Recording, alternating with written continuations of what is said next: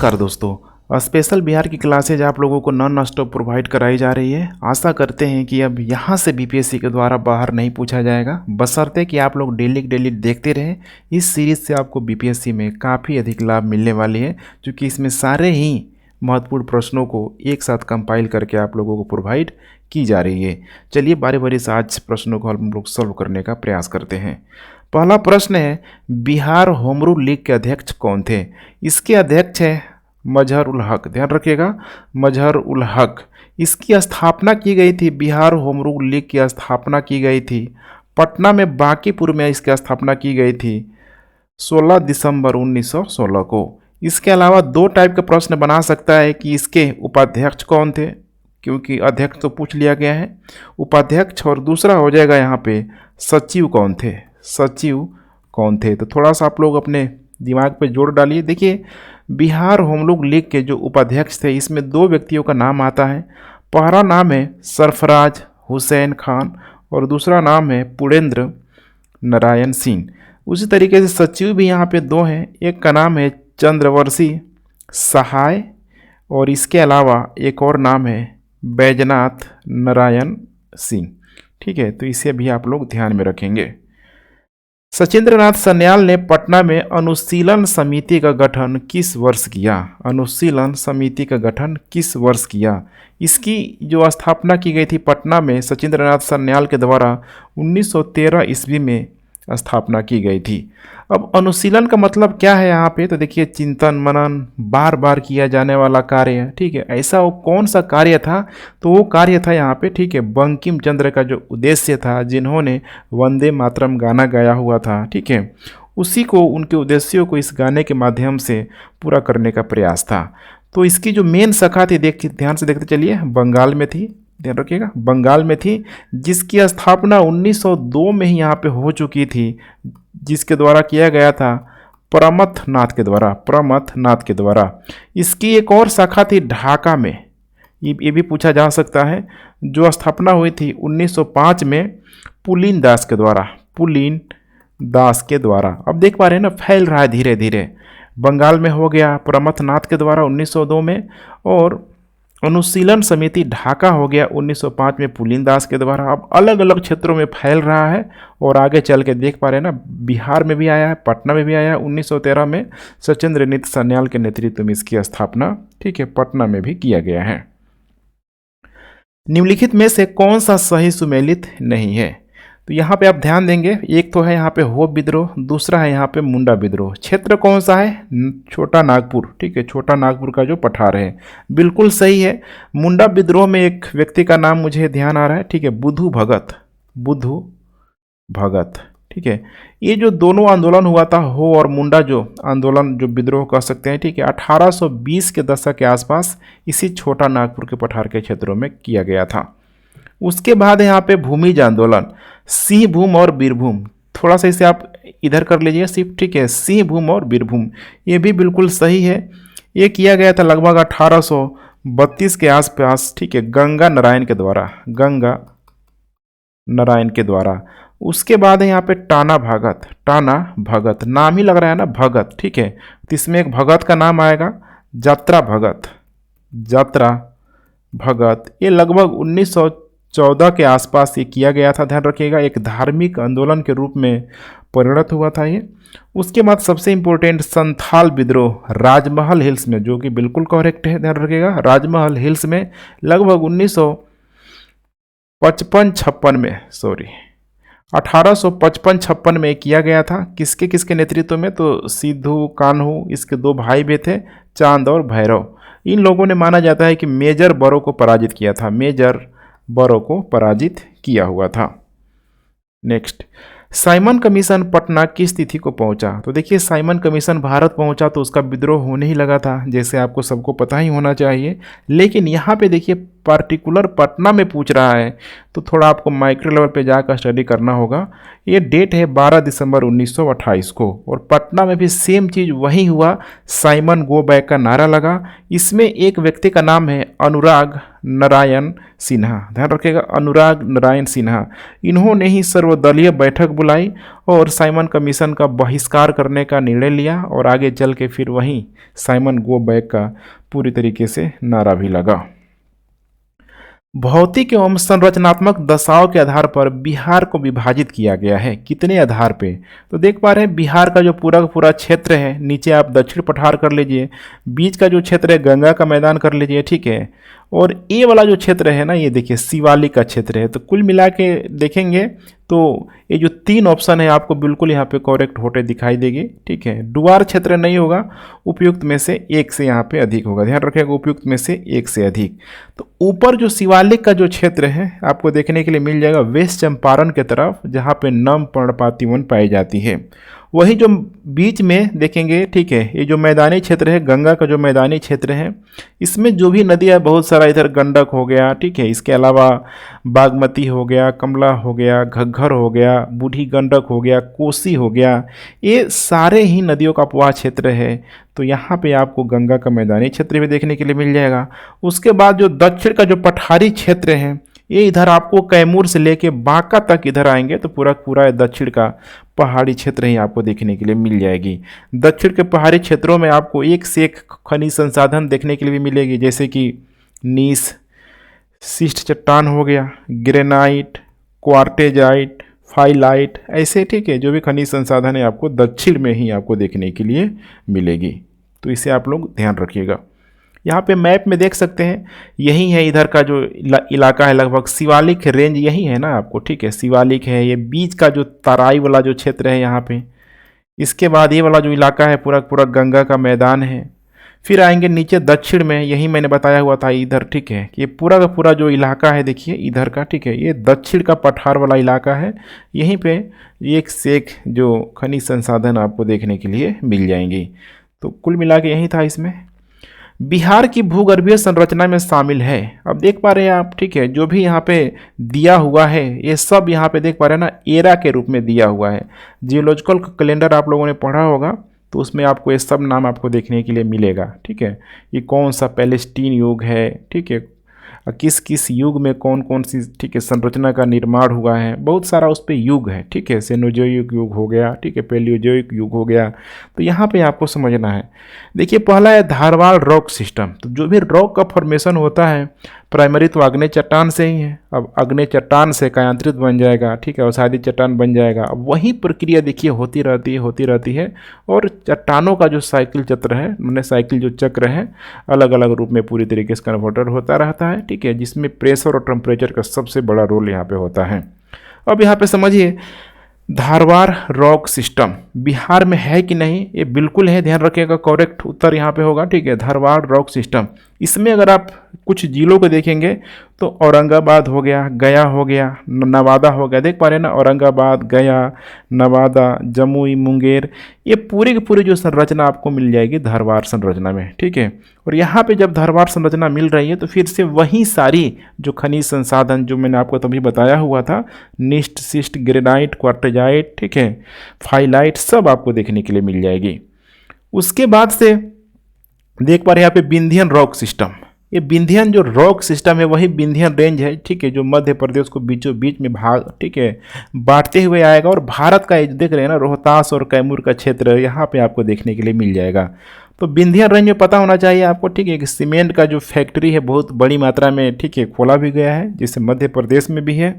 तो यहाँ पे आपको क्या मिलेगा, बलुआ पत्थर हो गया, चूना पत्थर हो गया, डोलोमाइट हो गया, सब यहाँ पे देखने के लिए आपको मिल जाएगा।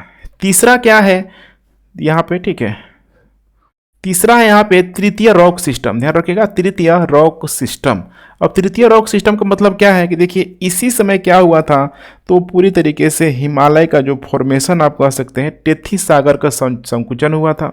जैसे था ना, ये पूरा का पूरा पेंजिया था, ठीक है, अंगारा लैंड, गोंडवाना लैंड, बीच में जो भाग था टेथी सागर, उसके बाद से धीरे धीरे जब यूरेशियाई प्लेट का भारतीय प्लेट से टक्कर हुआ, ठीक है, तो फिर वही हिमालय का फॉर्मेशन हुआ। तो उसी के बाद से देखेंगे तो हिमालय के जस्ट जो नीचे वाला जो एरिया है, खासकर जो शिवालिक का जो एरिया है, आपको ध्यान रखना है, यही है तृतीयक रॉक सिस्टम। ध्यान रखिएगा, तृतीयक रॉक सिस्टम जो तराई का क्षेत्र है। तो यहाँ पे देख पा रहे हैं ना, यही जो हिमालय का अगर रेंज है इधर, तो बृहद हिमालय, मध्य हिमालय, शिवालिक हिमालय, और नीचे जो है इधर, ठीक है, लगभग ये तराई का ही पूरा ये क्षेत्र है। अब देखिए, अब नेक्स्ट यहाँ पे बोल रहा है क्वाटरनरी रॉक सिस्टम। इसका मतलब कि अब इसके बाद से क्या बना है, क्वाटरनरी के बाद यहाँ पे चतुर्थ एरा भी आएगा, चतुर्थ क्रियाकलाप ही आएगा, ठीक है।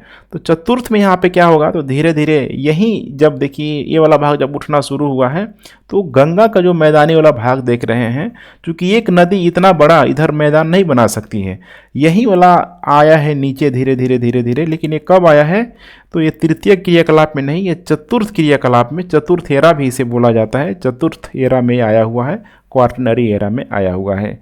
तो कुल मिला के जितना भी ऑप्शन दिया हुआ है सारा का सारा यहाँ पे करेक्ट हो जाएगा, ई ऑप्शन हो जाएगा, ठीक है।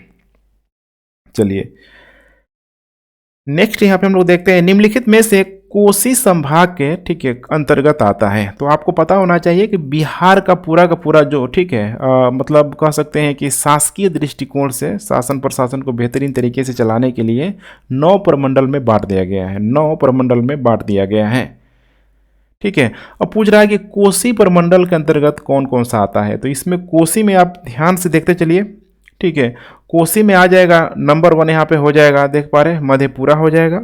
और मधेपुरा के साथ साथ एक चीज़ और आपको ध्यान देखना है, ठीक है, इसमें आ जाएगा सुपौल भी आ जाएगा, ध्यान रखिएगा, सुपौल। बांका हो जाएगा भागलपुर प्रमंडल में, और अरवल हो जाएगा आपका मगध प्रमंडल में, ठीक है। तो यहाँ पे भी आप मैप में भी इजीली आप देख सकते हैं, सबसे बड़ा जो प्रमंडल है यही है, इधर देख पा रहे हैं ना, तिरहुत प्रमंडल, और सबसे छोटा जो प्रमंडल है भागलपुर प्रमंडल, इस साइड आपको इधर देखने के लिए मिल जाएगी, ठीक है। इनमें से कौन बिहार की जलवायु को प्रभावित करता है। तो यहाँ पे अगर मैं भारत का मैप बना लूँ, ठीक है, तो ये हो जाएगा बिहार, ये हो जाएगा पश्चिम बंगाल का एरिया, ये बांग्लादेश, ठीक है, और ये हो जाएगा पूरा बे ऑफ, ठीक है, बे ऑफ बंगाल।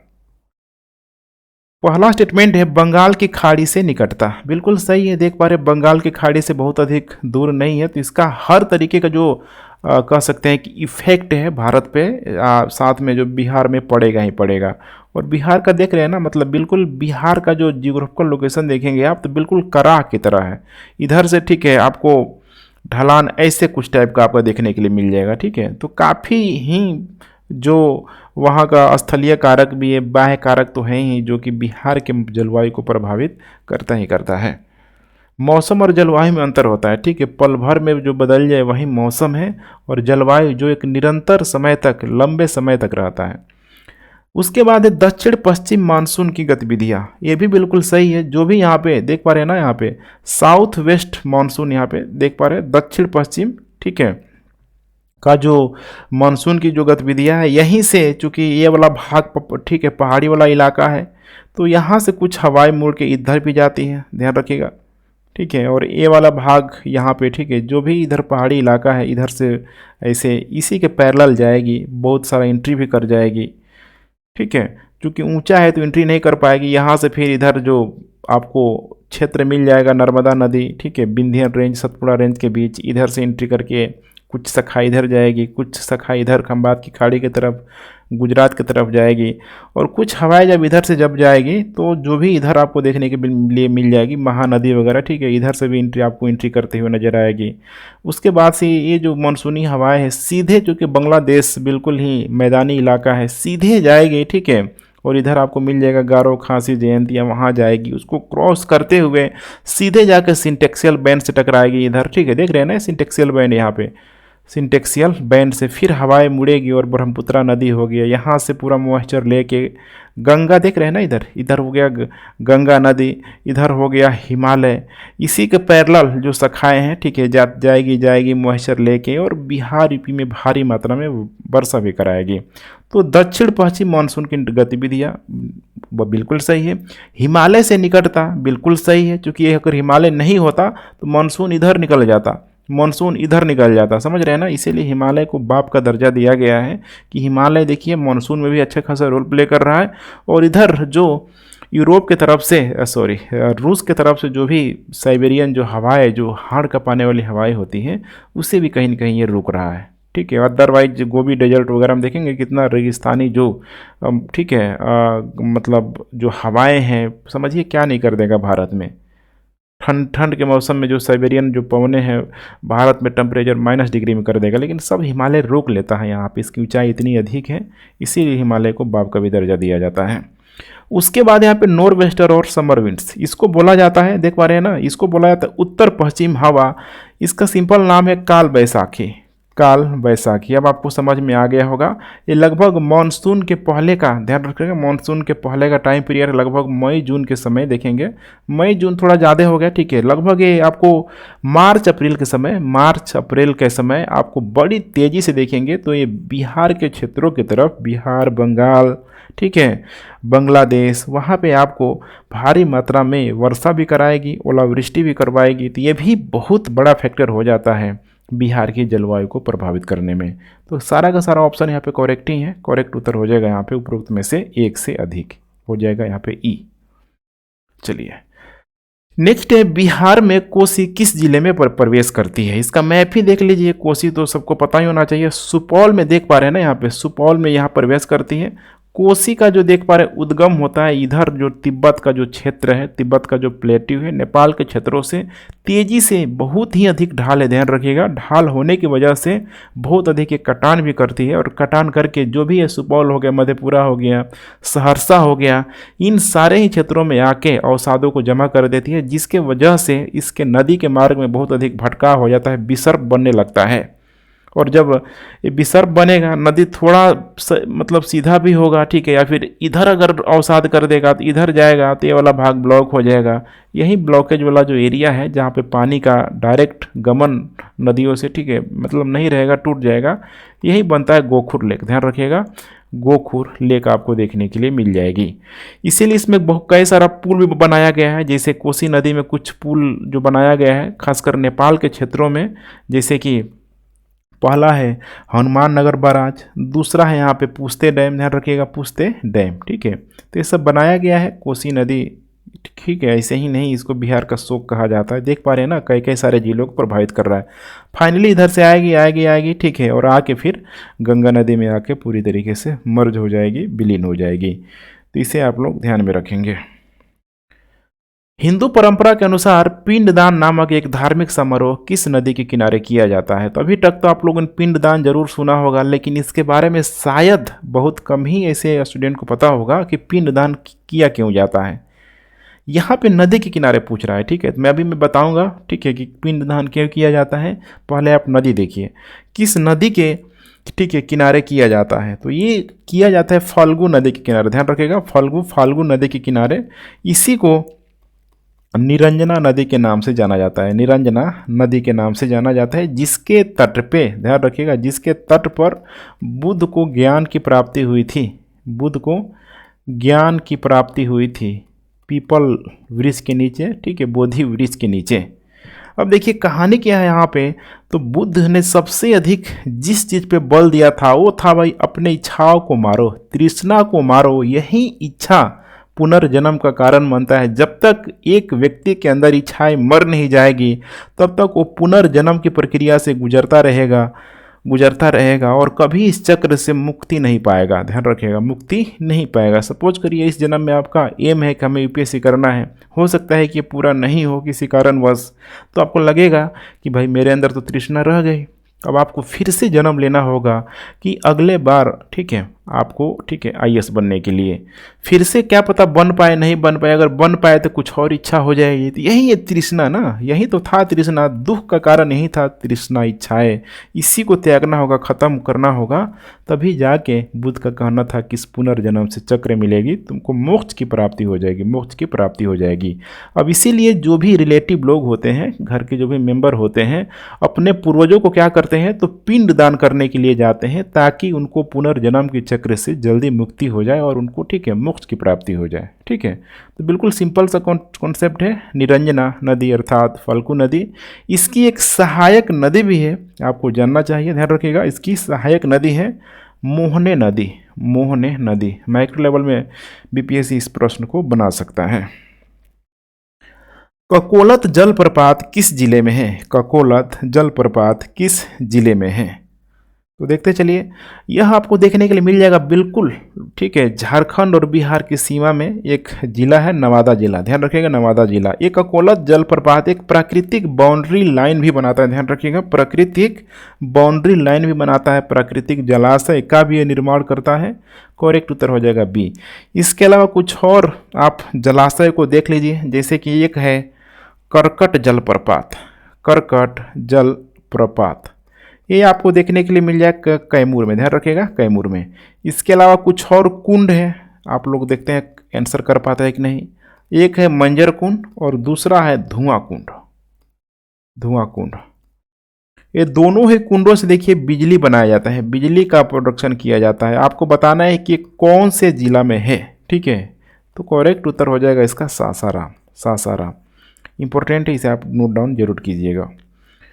यहाँ पे देख पा रहे हैं, ठीक है, यही है नवादा डिस्ट्रिक्ट, देख पा रहे हैं ना। तो यहीं पे आपको देखने के लिए मिल जाएगी ककोलत जलप्रपात, जो एक प्राकृतिक जलाशय का निर्माण करती है।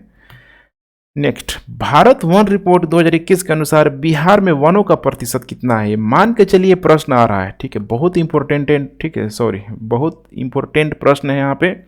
इसका करेक्ट उत्तर हो जाएगा 7.84%। 7.84% यही है 2021 के, ठीक है, जो भी यहाँ पे रिपोर्ट है उसके अनुसार बिहार में वनों का प्रतिशत। अब यहाँ पे कुछ और प्रश्न हो सकता है कि बिहार में सबसे अधिक वन, बिहार में सबसे अधिक वन, यहाँ पे ध्यान रखिएगा, चाहे वो क्षेत्रफल की दृष्टि से हो या फिर प्रतिशत के दृष्टिकोण से हो, दोनों ही दृष्टिकोण से अगर देखा जाए तो सबसे जो अधिक वन है वो है यहाँ पे कैमूर में। कैमूर में, ठीक है, चूंकि यहाँ पे हिली एरिया है, ठीक है, तो वहाँ पे आपको जो वन मिलेगा लगभग ये खुला वन देखने के लिए मिल जाएगा, खुला वन। वही दूसरा प्रश्न पूछ सकता है कि बिहार में सबसे कम वन क्षेत्रफल और प्रतिशत के दृष्टिकोण से अगर देखा जाए तो सबसे वन आपको कहाँ मिलेगी? करेक्ट उत्तर हो जाएगा उसका शेखपुरा में। शेखपुरा में, ध्यान रखिएगा, शेखपुरा में, ठीक है, इसे आपको ध्यान में रखना होगा। एक प्रश्न और बन सकता है कि बिहार में सबसे घना वन कहाँ होगा? ठीक है, हाई डेंसिटी फॉरेस्ट, ठीक है, तो इसका करेक्ट उत्तर हो जाएगा वेस्ट चंपारण। वेस्ट चंपारण बिहार के सबसे उत्तर में, बिहार का सबसे बड़ा जिला। अब आपको लोग लग रहा होगा कि कैमूर क्यों नहीं? देखिए, कैमूर क्षेत्रफल और प्रतिशत के दृष्टिकोण से सबसे अधिक है, लेकिन खुला वन है। लेकिन यहाँ पे मैंने क्या बोला, सबसे घना वन में देखेंगे तो वेस्ट चंपारण, वहाँ पे जाएंगे तो एकदम ही बहुत ही घना जंगल है। वाल्मीकि नगर का आप लोगों ने नाम जरूर सुना होगा, ठीक है, सर्च कीजिएगा, आपको वहाँ का वन देखने के लिए मिल जाएगा, एकदम देख के डर जाएंगे आप लोग, ठीक है। तो यहाँ पे करेक्ट उत्तर हो जाएगा वेस्ट चंपारण। भारत की कुल जनसंख्या का बिहार की जनसंख्या का कितना प्रतिशत है? कितना प्रतिशत है? तो सेंसस में मैंने ऑलरेडी ठीक है, एक क्लास लिया हुआ है जिसमें इंडिया और पैरेलल बिहार का सेंसस एक साथ मैंने बहुत ही सिस्टमेटिक तरीके से कराया है, उसको जाके देखिए, कहीं से कोई समस्या नहीं आएगी। अब देखिए, कुल जनसंख्या पूछ रहा है तो आप मान के चल सकते हैं कि ये जो डेटा है ये 2011 का ही ये पूछा जा रहा है, 2011 की जनगणना के अनुसार। तो 2011 की जनगणना के अनुसार जो भारत की जो जनसंख्या थी लगभग 1.21 अरब थी। वहीं अगर बिहार की हम लोग जनसंख्या की बात करें 2011 की जनगणना के अनुसार तो 10.4 करोड़, 10.4 करोड़। अब यहाँ पे जब इसका परसेंटेज निकालेंगे तो ये जो, ठीक है, करेक्ट जो उत्तर आएगा, जो डेटा आएगा, इसमें हो जाएगा आपका ध्यान रखिएगा 8.60%, 8.60% आ जाएगा, ठीक है। तो करेक्ट उत्तर हो जाएगा यहाँ पे सी। बिहार की महिला साक्षरता दर कितनी है? बहुत महत्वपूर्ण प्रश्न है ये, बिहार की महिला साक्षरता दर, लेकिन उतना ही ये भयावह डरावना सच है, 51.50%। सोचिए 100 महिला में लगभग 51-52 महिलाएं ही ऐसी महिला है जो पढ़ लिख लेती है। मात्र पढ़ लिख लेती है, क्योंकि साक्षरता का परिभाषा ही यही है। ठीक है, 7 या 7 से अधिक साल का कोई भी व्यक्ति, कोई भी, ठीक है, यहाँ पे जो भी लिंग है अगर वो पढ़ लिख लेता है तो भाई उसको साक्षर माना जाता है।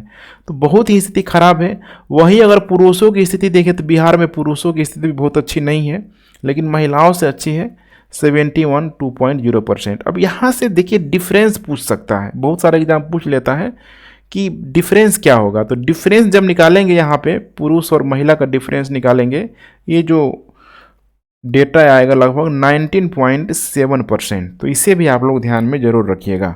वहीं अगर बिहार में पूरे, ठीक है, डिस्ट्रिक्ट की बात करें, सर्वाधिक जो साक्षरता वाला जिला, सर्वाधिक साक्षरता वाला जिला, चाहे वो पुरुष की बात करें, चाहे हम लोग महिला की बात करें, चाहे हम लोग प्रतिशत की बात करें, तीनों ही दृष्टिकोण से देखेंगे तो एक जिला का नाम है जिसका नाम है रोहतास। ध्यान रखिएगा, रोहतास।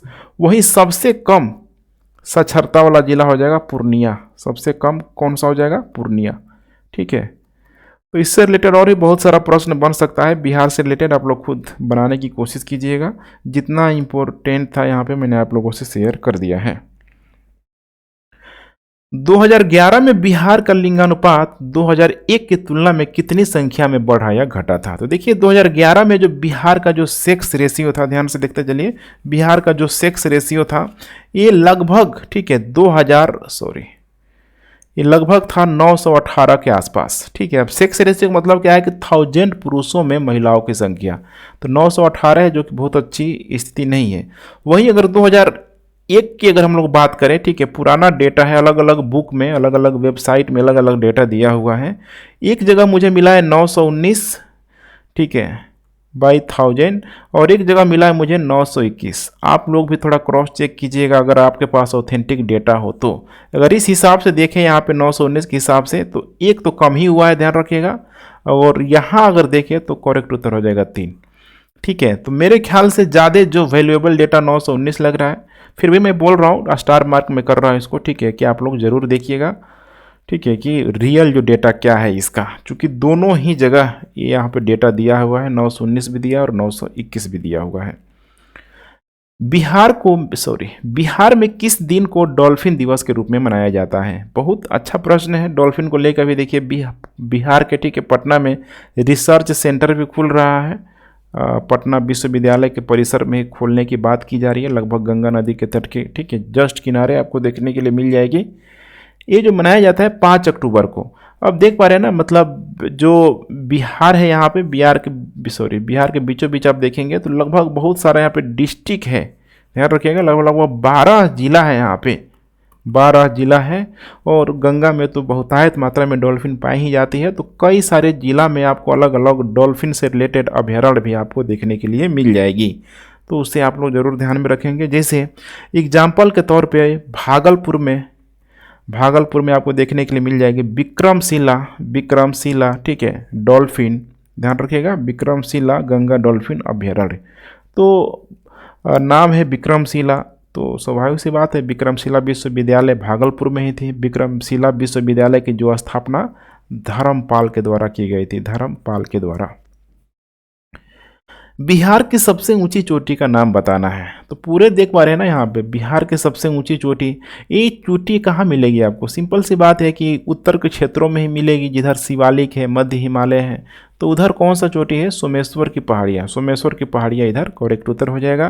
कैमूर की पहाड़ियाँ तो आपको नीचे में मिलेगी, दक्षिण में इधर, ठीक है, तो उसकी चोटी बहुत अधिक नहीं है, ठीक है, ऊंचाई नहीं है। बराबर पहाड़ियाँ आपको याद होगा, पठारी जो क्षेत्र है, जो जनरली देखेंगे तो बौद्ध मठ के रूप में या फिर बौद्ध बिहार के रूप में, आजीवक, ठीक है, संप्रदाय के रूप में, या फिर, ठीक है, जैन धर्म का जो भी लोग रहते थे उस समय काट काट के बनाया जाता था। तो इसकी भी ऊंचाई बहुत अधिक नहीं होगी।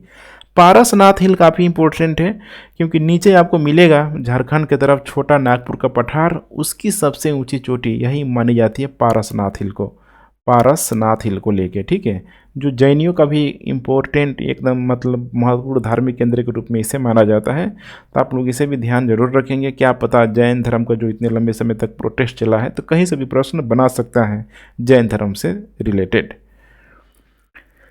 बिहार में निम्न में से किस जिले का लिंगानुपात सबसे कम है?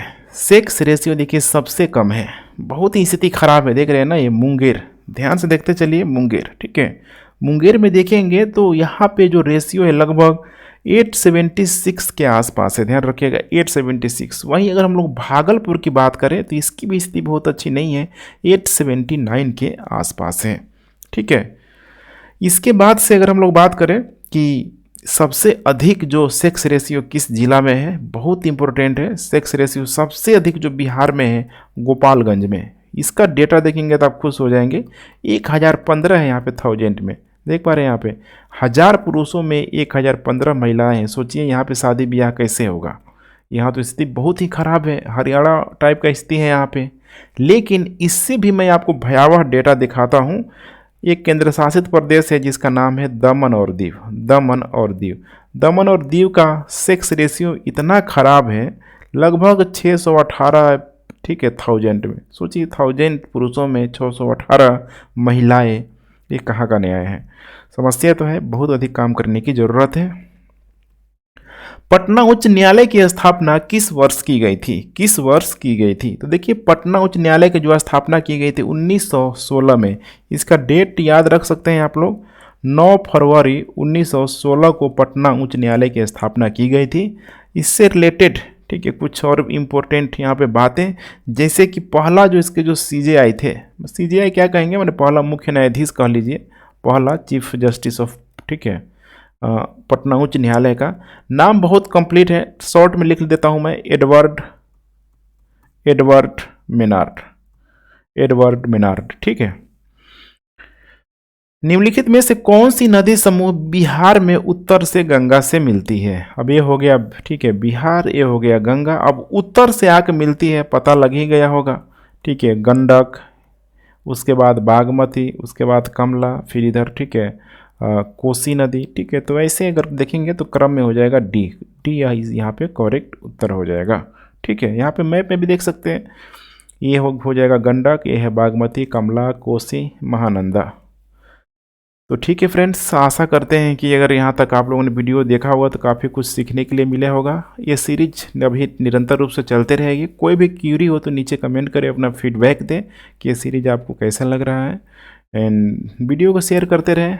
Thanks for watching. जय हिंद।